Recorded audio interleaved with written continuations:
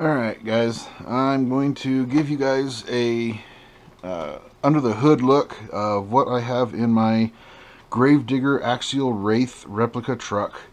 Like I just mentioned, it started out as a Axail Wraith. It has been very extensively modified to get it to the way that you see it here. Just some of the quick things that I put on. I have the 50s panel truck body that I put onto there, and Proline Destroyer clodbuster size tires and wheels that I've put on all four corners. Interesting thing, these rims are actually two-piece rims. Kind of hard to see, but they're actually has some beads inside there to build these. But anyways, so yeah, that's that part. Let's take the body off and show you what else there is. So I have also put actual lights in on this, so you can see the wiring down in here. It will plug in right there, and while the truck is running, it does have the red headlights just like the actual Gravedigger monster truck does. So just your normal body. Put a little bit of foam in here so that it sits up a little bit higher on the back end because the cage kind of dips down a little bit. But overall, the body itself is pretty much normal. It's about the only thing that's normal besides the tires. Next thing, I've gone, and the interior, I've had to cut it out, chop it down a little bit, and adjust it a little bit. I do have a GoPro mount in here for running a POV setup in it. I've had to trim the dash down because I actually had to go and narrow the upper 2/3 of the chassis so that the Gravedigger body would fit without rubbing extensively. So this piece here, this cross member here, up here, and these have all been trimmed and cut down to make them a little bit narrower, as well as these two here and the front section here. I did actually trim this front section so it doesn't have the bull bar, I believe it's called, that comes up.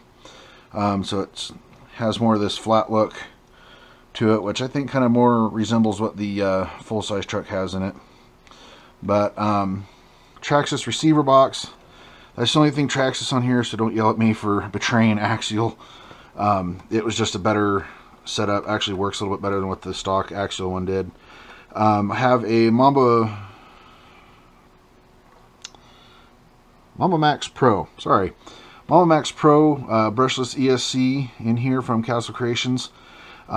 It can handle a censored brushless motor, which is eventually what I'll be putting into here. Right now, though, I don't know that you'll be able to see it. What's in there is a Titan 21 motor, Traxxas Titan 21 motor. It was the biggest brushless motor brushed motor that I could find to put into this thing. It doesn't do bad. I do want to get a little bit more speed out of it eventually, but right now that's not a high priority. I'm more worried about getting the four-wheel steering to work. Yes, four-wheel steering. All four wheels will steer, and all four wheels do function and steer from the radio.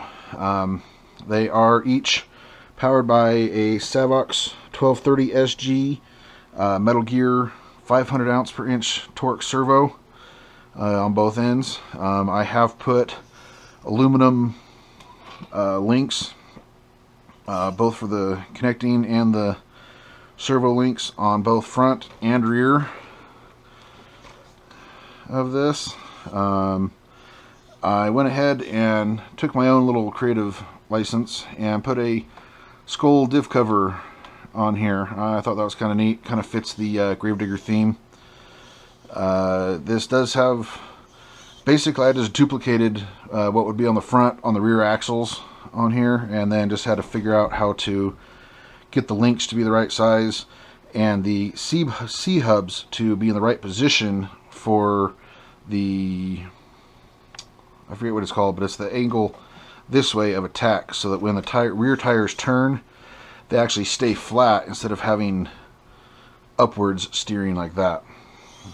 So, but it works pretty good. It does insanely tight donuts. It'll actually do cyclones on dirt if I want to. It'll do donuts pretty good on asphalt. and that. It's got hot racing shocks, interior sprung shocks on all four corners. I got these because I thought they looked a little bit more realistic to what the real Gravedigger has. I was trying to implement this, or imitate it, more of Dennis Anderson's, which his trucks are generally the nitrogen sprung, and so they don't have the actual springs. But this was the closest that I could find that looked real, and so that's what I put into it. Let's see. Still have the stock drive shafts, front and rear. One of the things that I try to incorporate into all of my RCs is a weak point, so that if something is going to break, it will be something cheap and or easy to fix. And actually, if you look right down in here, you can actually see this rear drive shaft is actually starting to twist on me from the amount of torque that Titan 21 is putting out. And I only run this on 2S LiPo, so there's still room for additional power in there. But put in aluminum tie rods, or links, both front and rear, top and bottom, all on it. In part, again, to help with the looks a little bit, but also to take out some of the slop and excessive play that was in this initially. Still have the stock skid plate down in here. Overall, the cage itself is still stock. It's just been cut and modified quite a bit. Stock battery tray, still in the same place, haven't moved it any. Done quite a bit of painting work. I actually am going to be repainting the entire cage with another type of paint. There goes my cat going nuts in the background. I got some Plastidip paint that is a neon green that here in the spring I will be going and putting that onto here. It has to be a certain temperature for it to work right, and I want to make sure it's going to work and do good and stuff. That was something else. I have a Castle BEC. This is just their version 1 BEC. I absolutely had to have that in order to get these servos to work, front and rear. They were each just pulling too much power. With that BEC though, it works awesome, works beautifully. I've actually taken this thing out and ran it around RC tracks, and it's not the fastest thing, but it's kind of funny to see it, and it got some air, was able to jump and stuff. But inside the receiver, I'm running a Futaba 4 PLS system. This here, it's not a super expensive system, but it is at the higher end. I like to think higher end of the spectrum. Cost me about $250. I got it on sale and whatnot. But I actually have all my RCs programmed into the one radio. And again, I like to do detailing and painting and stuff, so I've done some painting on the radio and stuff just to make it more mine. But anyways, yeah, so that's...